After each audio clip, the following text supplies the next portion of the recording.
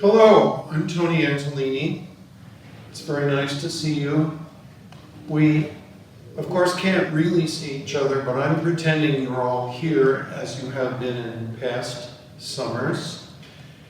Each talk that I give before these concerts will be approximately 45 minutes, and the musical examples will not be played in the middle of the talk. Instead, we have a new idea. We will have the examples, if there is time for much of that, at the end of each talk, and while the examples are playing, you will see pictures of the performers, so you can imagine who they are when you hear the actual concert. The music that you hear in this series will all be taken, the examples will be taken from the archives of Bay Chamber concerts. These are not samples taken from some other source.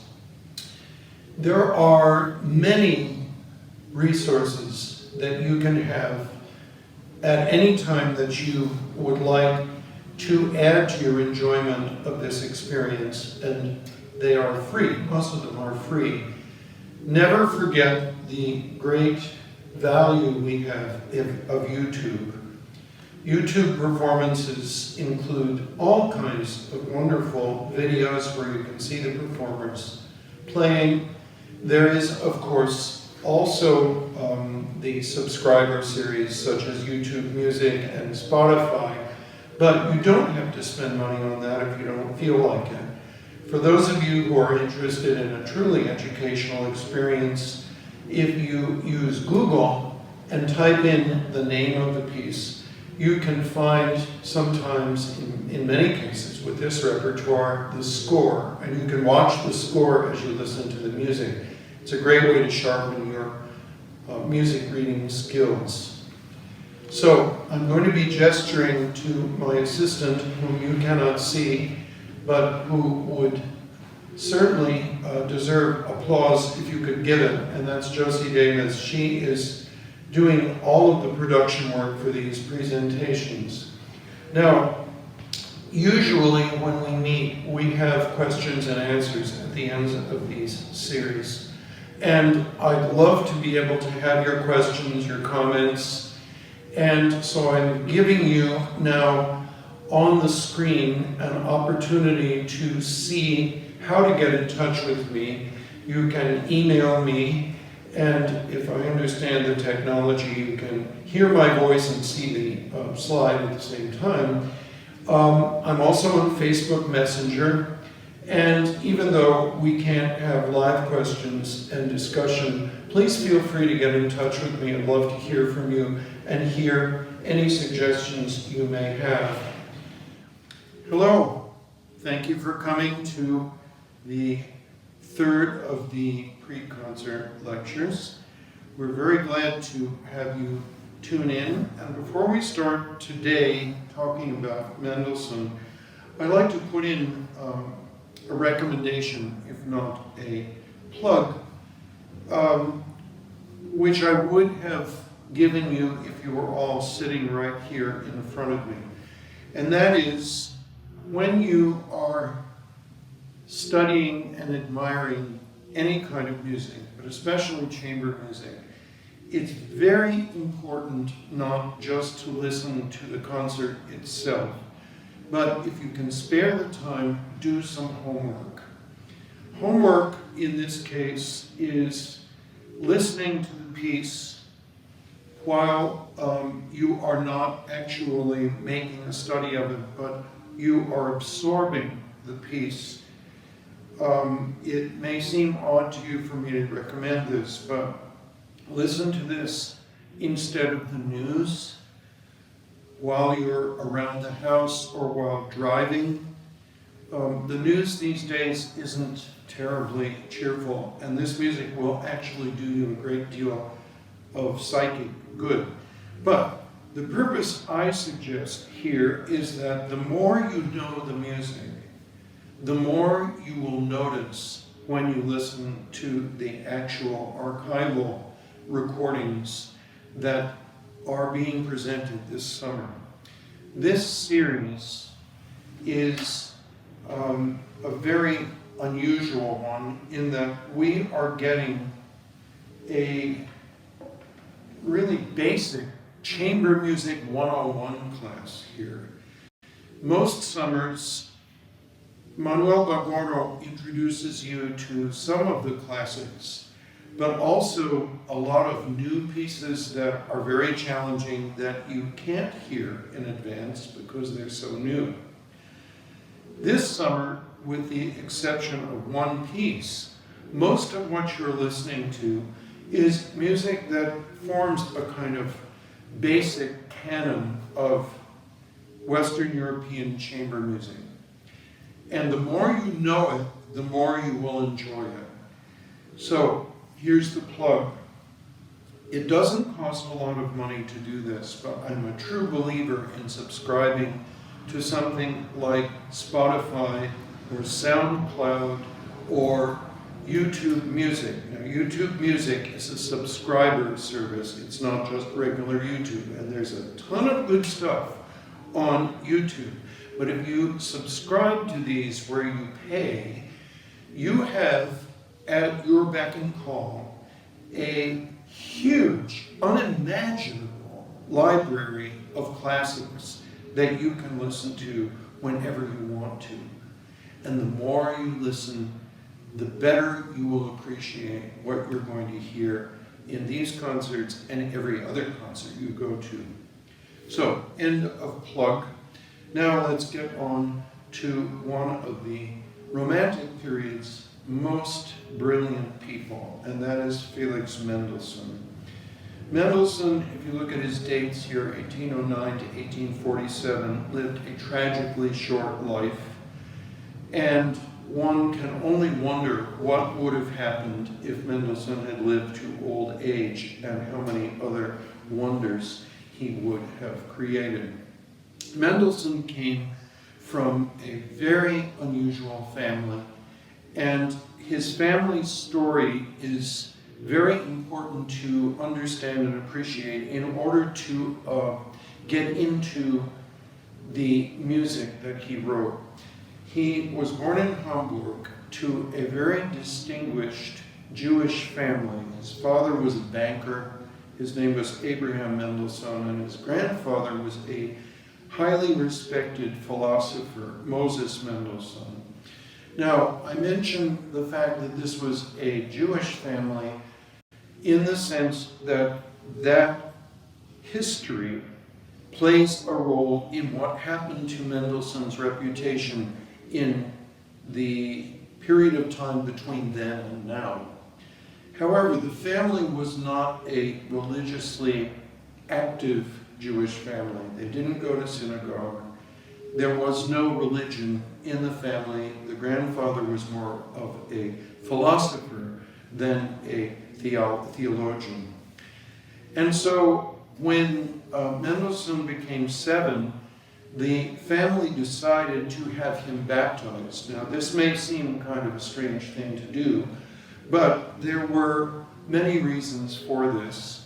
And so Mendelssohn, even though he came from this distinguished Jewish family, viewed himself from a young age as a Protestant Christian, and some of his great choral works reflect that. He had a family of very distinguished siblings.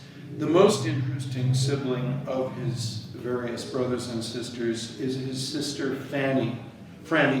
No, it's Fanny. Actually, I have it wrong on the slide there. It's Fanny, not Franny.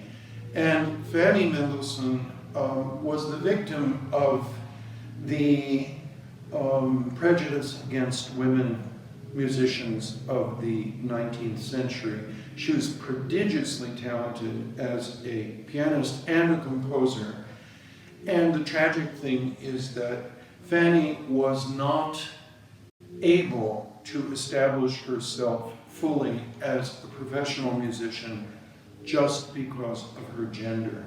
Her brother, Felix, recognized what a brilliant musician she was, and there are in fact, tragic examples of pieces that Fanny wrote, which Felix published under his own name. But we now know from the manuscripts that it was his sister who wrote them. Mendelssohn himself, Felix Mendelssohn, was clearly a child prodigy. He started lessons on the piano at 6, and unlike Mozart, where Mozart's father really capitalized on Mozart's prodigious talent as a child, the Mendelssohn family did not believe in capitalizing on Felix Mendelssohn's talent. They didn't need to. In the first place, they were a very wealthy family. They lived in luxury. They didn't need to take him on the road and show him off when Mozart's family, or his father mostly, would take him around to various royal courts and have poor little Mozart play the harpsichord and wow everybody. Eventually, Mendelssohn was sent to study with a composer whom we don't hear much about these days, but who was a very famous composer of his time. That was Carl Friedrich Zelter. Eventually, Mendelssohn married a lady named Cécile Jean Renaud, and they had 6 children. Later in his life, he became a superstar not only in Germany and on the continent, but especially in England, where he went several times to conduct and perform. And it was at that point that he became acquainted with a very famous Swedish operatic soprano named Jenny Lind.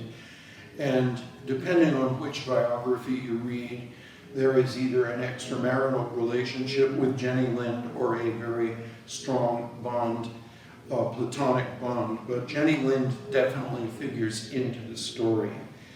So Mendelssohn is one of these people that just makes your head spin to think, how did he do this, living such a short time?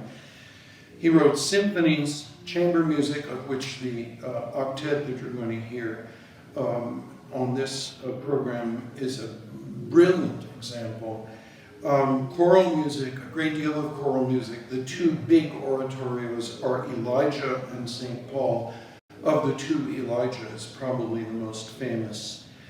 He wrote tons of piano music, organ music, songs, and the songs need to be divided into 2 different types. Songs that are sung by a singer accompanied by a pianist, and another genre which Mendelssohn made particularly his own. These are called songs without words. The original name is Lieder ohne Worte, songs without words. And these are piano pieces in which there is a song-like melody, but no singer. And it's a particular challenge to the pianist because basically in a song without words, the pianist is both the accompanist and the soloist and must bring out the non-singing melody and have all the other notes as accompanying notes. It's quite a trick. Mendelssohn was not just a composer. One of the things that's most astonishing if you read about Mendelssohn in his times is that he was most honored in his career as an adult as a conductor rather than just a composer. Many composers through history have a very low score as a conductor. In fact, the next talk that I will give about Robert Schumann is an excellent example of a composer who wrote brilliantly, who couldn't conduct anything, and was basically discouraged from conducting. Mendelssohn was the complete opposite. He could make music come alive, and he became a kind of figurehead of the brilliant, dashing conductor in Europe in his time in the city of Leipzig. And that wasn't all. He was a pianist of terrific talent, and that will come up in another talk, the next one about the Schumann piano quintet because Mendelssohn came to the rescue in that particular first performance by sight reading the piano part since Schumann's wife became ill. That's another story for another day. Mendelssohn also was a fine organist and wrote some wonderful organ music, some of it extremely difficult to play, and it is considered like top of the list mid-19th century organ music. So, that's not all. Mendelssohn was a linguist. He was fluent in English, and of course German was his native language. He was completely at home with French and Italian as well. When he went anywhere, his favorite thing to do when he wasn't conducting or playing an instrument was to paint. And I will show you an example of his painting in just a moment. But I also have to mention another reason why Mendelssohn is so important in music history. He was essentially the musicologist who rediscovered the works of Johann Sebastian Bach. Now, Bach had died in 1750. Bach's dates are 1685 to 1750. So, roughly a century had gone by, and by the time Bach died, he was considered old hat. In fact, one of Bach's sons referred to Dad as the old Whig. And now we are stunned by this because Bach's sons wrote some wonderful music, but nobody would claim that their music is better than their old man's. But Bach had kind of gone to the end of the Baroque era. He had used up his time, and he was no longer considered really a centerpiece of composition. So Bach was not played, not known, not really understood very much by anybody. And Mendelssohn discovered the manuscripts of Bach's works and began to recreate them, especially the big works like the St. Matthew and the St. John Passion and the B minor Mass. And he brought this music into the 19th century in a way that actually brought Bach back into the center of musical activity, where he wouldn't have been without Mendelssohn. Now, the other important thing to know about Mendelssohn and his relationship to Bach is that because he rediscovered Bach, he also knew Bach's works very well as he conducted them or played them, and this influences the kind of musical composition that Mendelssohn was able to create. It's not unusual to see in Mendelssohn's works complicated fugues that are inspired by the organ works which he would have learned of Bach. Here's an example of Mendelssohn doing something else that he enjoyed very much. He was a wonderful painter and sketcher. If you are interested in the visual arts, I really encourage you to go and look online at Mendelssohn's paintings and sketches. They're stunning. Here's a view of the city of Lucerne in Switzerland. And if you go there, you can actually see much of what's in this painting. The cathedral dominates the skyline, and then that wooden bridge that goes across from one side of the city to the other has been preserved. It has little stores in it now. But when I visited Lucerne, I remembered that Mendelssohn had somehow found just the right angle on a hill behind the city and painted that when he visited that city. So today we talk about a very unusual piece, the octet, which is by definition two string quartets playing together, but not in opposing forces, but simply 8 players playing together. And it's important to imagine how this piece came into being. Mendelssohn was, as I mentioned before, a very fortunate young person living in a lavish family situation, and it wasn't simply lavish in terms of furnishings. The Mendelssohn family knew all of the leading lights intellectuals of their day, poets, writers, painters, other musicians, performers, composers, and they invited them to their home. So Mendelssohn was quite comfortable in being with all of these heavies of the day. And on Sunday mornings, the family would have musicales in which some of their children would perform and join forces with some of the greatest players of Europe. Imagine what a living room that must have been. Some of the local players joined if a certain part was needed, but if a famous touring musician happened to be in town, they were included in this. So Mendelssohn would sit in and play either somebody else's music, and very often his part was not just something to play, but something he had written. And the Octet is an example of this. He played viola in the first performance in the family living room, and it's a well-documented fact that he played viola actually very well, although he had studied violin, but he never practiced.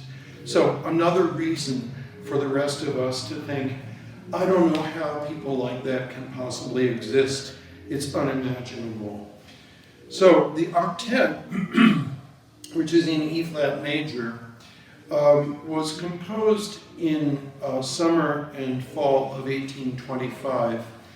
Now, here's the astonishing fact. Mendelssohn was 16 years old at the time, and he didn't have any sense that this was a kind of weird thing to be. Most musicologists these days feel that Mendelssohn at age 16 was actually much more mature than Mozart at 16. When most people who know about music are asked, well, name a musical prodigy, they will always say Mozart. But in fact, if you compare Mozart's compositions at 16 with this piece that he wrote as a 16-year-old, it's pretty clear that Mozart wasn't as developed a composer as Mendelssohn. Mendelssohn at the time was studying violin with a man named Eduard Rietz, and this was a birthday present from Mendelssohn to his teacher. Now, here's an interesting thing. If you look at the history of the piece, the first performance for the public was 11 years later. So he wrote the piece, gave it to his teacher, they played it in the living room, and then it sat somewhere for 11 years. Why is not clear to me, but I'm sure if you really want to find out all the details about that, you could dig it up in a book about Mendelssohn. So, what we have here, when you see it performed on the stage, is basically a small orchestra. 4 violins, 2 violas, 2 cellos, which turns into, if you're going to perform it, the best way to do it is to find 2 string quartets and say, okay guys, we're going to hire your quartet and your quartet, and we're going to arrange you all up on the stage. But the quartets are not sitting together. The violins are a section, the violas are a section. And when you hear the piece, you can see that it is indeed not 2 different quartets playing opposite each other, and there is a previous piece by a composer whom Mendelssohn would have known, named Louis Spohr, for an octet, but it's very clear that what Spohr is playing with is 2 string quartets on opposite sides of the stage, kind of having a tennis game musically. Mendelssohn doesn't go that direction. Now, the piece is very top-heavy. The first movement takes 15 minutes of the 30 minutes, more or less, that the piece requires to perform. We know from Mendelssohn's diary, which is also fascinating to read, that this is one of his most favorite pieces to just look back on life. And he says, I had a wonderful time writing that piece. So how many 16-year-olds do you know that could write a piece like this and then look back on it later in life and say, well, gee, that was really fun. Most 16-year-olds aren't thinking about writing chamber music. Next slide, please. So this, as I just mentioned, is not two quartets. It's basically a small string symphony. And there is no conductor, of course. And so in that sense, it's a little bit like what you would see if you went to a concert of Pallaver, where you have a small number of players creating a kind of orchestral sound and nobody's conducting. But somebody really is conducting. And I'll leave that to Josie and her colleagues to explain to you if you ever run into them. By the way, a plug for Pallaver. Go and see a conductorless small string ensemble. It will give you an insight to the subtleties of how a group like that functions. Because people don't just start automatically, and they don't slow down automatically, and they don't cut off the sound automatically. Everybody's watching somebody. So when you go to a performance like this, it's very interesting to try to figure out who's in control, because it's not always the same person. Mendelssohn gives us a hint as to what he's dealing with here. This octet must be played by all the instruments in symphonic orchestral style. Pianos and fortes, that's softs and louds, must be strictly observed and more strongly emphasized than is usual in pieces of this character. In other words, don't just give them your idea of chamber music. This is music to be played on a very grand scale. Now, as I just mentioned, the first movement is gigantic, takes up much more time than the other three movements, and you will see almost immediately that it is very, very thickly textured. I would say that this first violin theme that you hear is almost heroic, and the way it sounds, you can kind of sense that Mendelssohn is giving this heroic role to his teacher, whom he admires so much. This is not just written for Reeds to show off, but it's like, I am a noble of my instrument. Notice how, as you listen to this first movement especially, the first violin, Reeds in this case, in the first performance, dominates with the most important themes. It's very undemocratic in that sense, in that the first violin really is the superstar here, but it's not a concerto. We have a traditional sonata form, there's an exposition, the themes are presented, then there is a development in which the themes interact with one another, and a recapitulation in which the themes are again presented, but not as an exact carbon copy of what went on at the beginning, and then a very dramatic coda to finish off that first movement. Second movement. This is an andante, andante is an interesting term. It comes from the Italian word andare, which means to walk, in the sense of to take a walk. And so if you think about a kind of leisurely pace of walking along, it would suggest that this is a kind of leisurely movement, but it really isn't.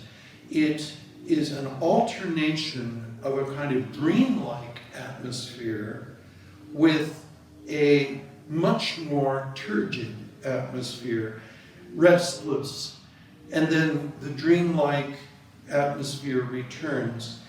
He's got also the influence, as I mentioned earlier, of Bach, very interesting polyphony. Now, that term is unfamiliar to you. It comes from two Greek roots, poly, which means many, and phone, which means sound. It's many sounds interwoven rather than simply a melody with chords to support it. It's like a weaving of melodies. It's very skillful. It's obviously the work of somebody who has looked a lot at polyphonic music, which of course is what you get big time when you study the works of Bach, especially the keyboard pieces. Third movement, here you get one of the most famous inner movements of Mendelssohn. This is lots of fun to listen to. I recommend if you just pick a movement to play, this might be lots of fun to play for a small child. It goes very fast. Allegro, leggierissimo means fast, as light as possible. So what's going on here is Mendelssohn is creating a kind of magic land. And the melody itself isn't just the point, it's the speed with which the melody darts around. And Fanny, here, thank goodness I've got her name correct on this slide, his sister recognized, or maybe her brother told her, that this is related to a poem by the great German poet Goethe. Now, Goethe was a family friend and frequent guest at the Mendelssohn's house. So Fanny wrote in her diary, the whole piece is to be played staccato and pianissimo. So staccato, very short notes, as soft as possible, with shivering tremolos and lightning flashes. All is new, strange, and yet so familiar and pleasing. One feels so close to the world of spirits, lightly carried up into the air. Indeed, one might take a broomstick so as to follow the airy procession. At the end, the first violin soars feather-like aloft, and all is blown away. So, sometimes you will hear this played as an encore. It's also sometimes played by an entire string orchestra, not what Mendelssohn had in mind, but can be done. It's, of course, quite a job to have an even bigger group play something that light and that soft. So, here's the connection. Goethe's Faust, his greatest work, has in Walpurgisnacht. Walpurgisnacht is a kind of holiday that occurs around the 1st of May in German-speaking countries, and it's all full of witches and goblins and things like that. And so translated from Goethe's poem, flights of clouds and trail of mist are lighted from above, a breeze in the leaves, a wind in the reeds, and all is blown away.